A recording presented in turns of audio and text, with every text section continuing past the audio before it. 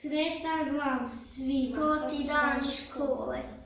Dan kojeg svi đaci vole. Uz rad, igru, nek teku vam sati. Nek veseo osmijeh Zauvijek vas prati.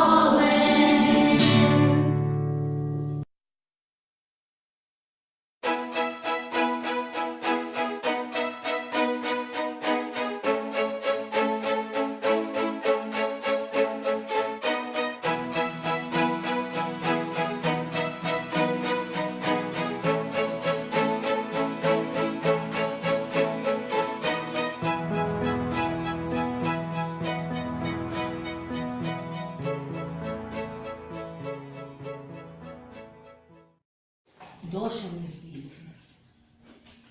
Pismo je na jednom čudnom jeziku. Ajde, poslušajte što pismo kaže. Ciao, mi chiamo Arlecchino. Sono da Venezia in Italia. Ma io sono triste perché io non vai nella festa di carnevale. Prego, aiutami col mio vestito. Ciao, da Arlecchino. Jeste li prepoznali jezik? I odakle onda taj naš Arlecchino? Iz Italije. Čuj, što on rekao? Sono da Venecija, odakle? Iz Venecije. I još je nešto rekao. Da je tužan. A zašto je tužan? Kaže, io non vai nella festa di carnevale. Kako to ne može? A što misliš zašto ne može? Nema flaška, ali nema riba. Pazi, nešto nas je zamolio. Prego. Molim. Aiutami. Pomozi Con la mio vestito. Sa odjećom. Želite li čuti kako je uopće došao do te svoje krasne odjeće? Da. Evo da se nasloni, slušaj priču.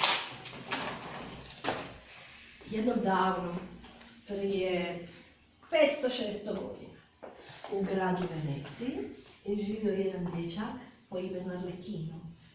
Živio je sam sa svojom majkom i bio vrlo tužan. U gradu se spremao karneval, fašnik, a on jadan nije imao kostim. A znao je da bez kostima ne može ići u karnevalsku povorku.